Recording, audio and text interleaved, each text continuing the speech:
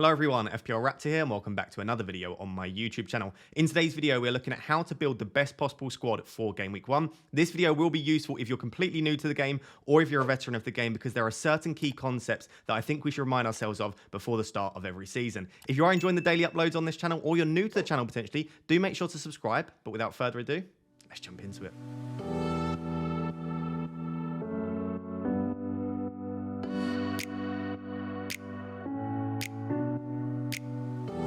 Before we jump into today's content, I just wanted to give a massive shout out to Surfshark as they have sponsored today's video. Surfshark is a VPN service which allows you to stay safe online, but also access content from all over the world. For example, let's say you want to access football content on YouTube that isn't available in your country or any website for that matter. All you have to do with one click of the button is change your virtual location to a country that has that content available to them, and bang, you can immediately access all of that content from that country. This can be extremely useful if you're from the UK where we don't always have every single Premier League game televised. You can always access the content, just change your virtual location. Amazingly, Surfshark actually has over 3,200 different servers in over 100 different countries, so you are sure to be able to find the content that you want. On top of that, one of my favorite things about Surfshark is that once you are signed up, you have access to Surfshark on unlimited devices. So you don't have to sign up on every single device. Once you're signed up, you can access the content on your phone, laptop, and computer. And once again, it also allows you to stay safe online on those different devices too. Not only are Surfshark sponsoring today's video, but they're also offering you guys 3 months for free if you sign up using the code FPL Raptor or use the link at the top of the description. I've been using Surfshark for over 6 months now. I absolutely love the product and I will continue to use it, which is why I am so happy to promote it to you guys. Do check out the link in the description. It massively helps to support the channel, but also you are getting a really, really good product as well. Thank you to Surfshark, but without further ado, let's jump into the video. So we are starting strong with point number 1, and I would argue one of the most important things for building a Game Week 1 squad. I myself am a quick starter in FPL. I actually think that the last 3 or 4 seasons in a row now, I've had a very, very strong start. I mean, my last 2 have been documented on YouTube as well. Extremely quick start to the season. And the reason for that is that I really focus on structure and price points. And what we mean by price points or a price bracket is looking more so at the price of that player as opposed to the player themselves. So rather than looking and saying, I want Phil Foden, you're saying, actually, I think that a £7.5 million price point in the midfield is going to be important. What we're looking for when we're selecting price points is not just the player, but are there other players at that price that you think could be useful in the near future? So a good example of this is there's a fixture swing in Game Week 3 for Raheem Sterling and James Maddison for Chelsea and for Spurs. At the moment, I've got Phil Foden in my latest draft. One of the reasons that I love Foden is, of course, he's got high upside, he's very attacking, and I like City's fixtures. But I'm also looking at that £7.5 million price point and thinking, I think that in Game Week 3 or 4, there is a very good chance that I will move from Phil Foden to either James Maddison at 7.5 or Raheem Sterling at 7 or even Madueke at 5.5. But there are lots of players in and around that Phil Foden price point that I really, really like the look of.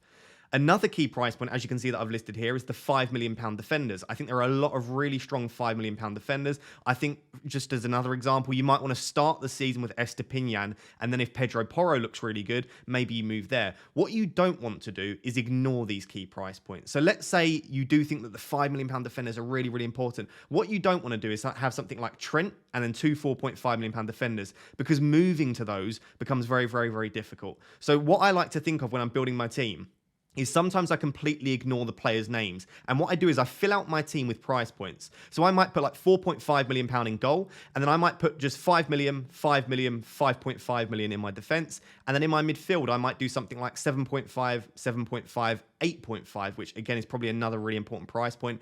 And then up front, I might do something similar. And then after I've got the price point and structure of my team sorted, then I'll look at which players fit those price points. It might seem a little bit over the top, but what this allows you to do is stay flexible with your transfers moving forward.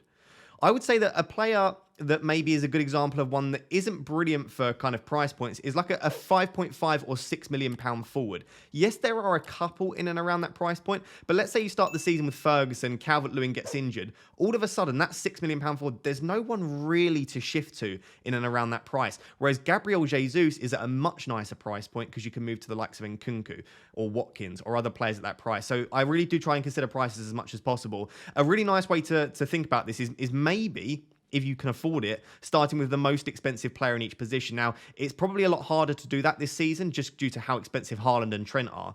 But if you can start the season with Trent, Salah, Haaland, you can move to any player in the game in one single move by downgrading them. You probably wouldn't want to sell most of those players that are really expensive, but you have the option to do so. So I guess this is really focusing on flexibility, building the most flexible squad possible, but also thinking about what can you do with that player at that price if it doesn't work out? Where can you move after that? Because what you don't want to do is pick a player because you think they're great, them end up being really poor in the opening few game weeks and not really having anywhere to go from there. Let's move on to point 2. So point number 2 is to pick some glue guys. And I think the first person where I heard this term from was actually Pranil or Late Riser over on Twitter. If you follow at the FPL Wire, you follow him over on Twitter. Absolutely brilliant manager. And I love this term. And I've taken it with me since I first heard it.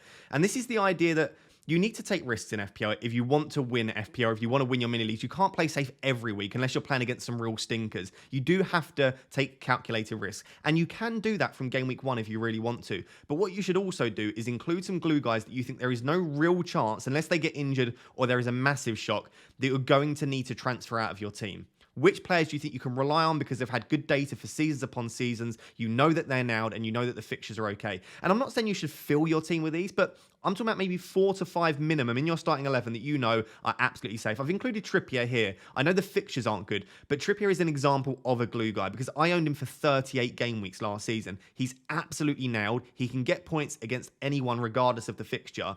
And he's not particularly injury prone as well, so you know that he's going to get minutes almost every single week, and you're not going to need to transfer him out.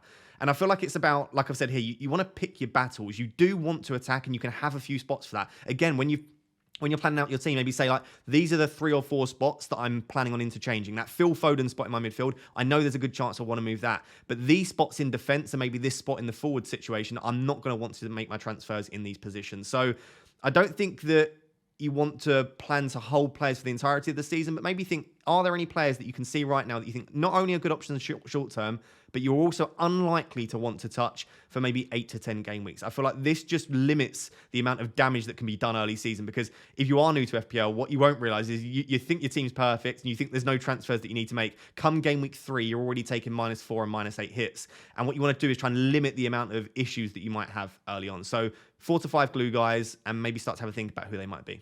If you are enjoying today's video and you've watched some of my videos before and you're not yet subscribed, please do consider subscribing. I'll try and remember to flash the graphic. Over 40% of the people that watch my videos don't subscribe, and we are trying to hit 80,000 subscribers before the start of the season. So if you're enjoying the content, please do consider hitting that button. It's completely free for you to do. Point number 3 is a very controversial one, and I would love to know what your opinion on that is down below. But I think for the most part, and specifically at the start of the season, you really should ignore ownership unless it allows you to enjoy the game more. For example, let's say that you are someone that is prone to anxiety, and we will discuss mental health throughout the year because it is incredibly important. If you are prone to anxiety, and the idea of a highly owned player doing really, really well and you not owning them scares you, and you feel like it could end up ruining your weekend, then of course, by all means, select them. But if you're just trying to play the game to the best of your ability, I would argue that ownership only clouds your judgment and only makes your decision-making worse. Remember, FPL is an extremely simple game. Pick the players that you think will score the most points, and the player or the manager with the most points at the end of the year will win FPL. Like, it's a very simple game. It doesn't really matter if Haaland gets you all of the points or if a lowly owned player gets you all of the points. It's who can get the most points. And I know it's relative to other people, but I try and remind myself that I just need to pick the players that will get the most points every week, and I'll do well in FPL. And I myself really don't pay much attention to ownership. If I was not making YouTube videos, I would have no idea how highly owned some of these players are. I just do it purely sometimes to show you guys and to discuss it. But for me, just pick the best players. And specifically at the start of the season, you can't win FPL, but you could potentially lose it, is the famous saying. I do think that's true. I don't think you're going to go out and win FPL because it's such a long season, but you go out there and have an absolute stinker in the opening few weeks because you pick so many differentials, you will end up either losing FPL because you'll be so far behind or giving up on it. And no one wants that. We want you to play throughout the year. So for me, try to ignore ownership as much as possible. Maybe if you really do want to take it into account, maybe select a few of the highly owned players, and then maybe just limit yourself to 3 or 4 differentials. Maybe something like that. Or in my opinion, probably 1 or 2, but a maximum of 3 or 4. Maybe say, yeah, do you know what? I am going to have Haaland because he's highly owned. Maybe I will have Estepinian and Matoma and Saka because they are approaching 50% ownership. But you don't have to go out and pick 6 or 7 differentials to gain points. One really good differential Let's say a 3 or 4% owned player that gets you 15 points is going to gain you almost all of those 15 points in comparison to those around you. So you don't need to go and win it at the start. Don't be overly aggressive. Don't avoid players just because others are talking about them. Just pick the best team. So point number 4 is one that's always discussed, and it's around money in the bank. And my personal opinion on this is money in the bank is extremely useful if you can leave a little bit there in game week 1, but I wouldn't sacrifice it. And what I mean by that is I wouldn't pick suboptimal players or avoid picking a player that you genuinely think is an upgrade in your team just because it allows you to keep some money in the bank. However, having a little bit is so useful for game weeks 2 and 3 because things will happen that you don't expect. I don't know if it was 2 or 3 seasons ago now. I remember Antonio and Ben Rama absolutely smashed it at the start of the season. And then it's very difficult to try and get them in because they start increasing in price. So even if you've got a player at a similar price, you can't necessarily move straight to that player.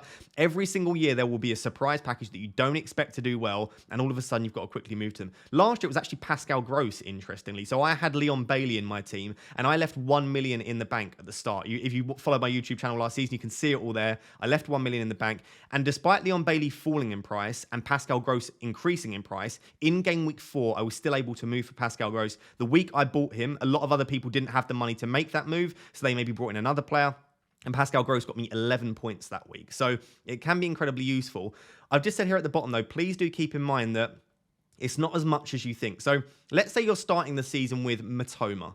And your idea, because I think this will be quite a popular one, is around game week 4, when Chelsea's fixtures really start to improve, or maybe game week 3, your idea might be to go from Matoma to Sterling. Matoma is 6.5 million, Raheem Sterling is 7 million. So that might be your plan. I've got 0.5 to do that.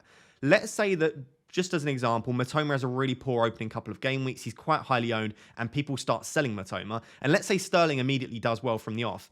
By the time you want to make that move in game week 3, Matoma could be 6.3 and Sterling could be 7.2, 7.3. So all of a sudden, that 0.5 that you've left yourself to make that specific move, it probably won't work. And I've seen, there was one draft that we reviewed last week where someone had Bruno Fernandes, 8.5, and they left 4 million in the bank to move to Salah in game week 2. That might not even work because, again, if Salah smashes it in game week 1, he's going to immediately go up. And if Bruno has a really bad one or maybe gets injured or something, then he could fall in price. So I would just be as careful as possible that the amount that you've left in the bank probably isn't as much as you think when you account for the price rises and price falls at the start of the season. But all of that just to say, I do really like the idea of leaving money in the bank. Let me know down below, in your current draft, does anyone have anything? Unfortunately, in most of mine, I've currently got nothing. So again, this is one that a lot of people disagree with me. And I should note at this point, a lot of these, not all of them, but a lot of them are my opinion. So you can play the game that you want to, but this is just from my experience. And like I said, I do tend to start the season very well. It's just the end of the season doesn't always go perfect.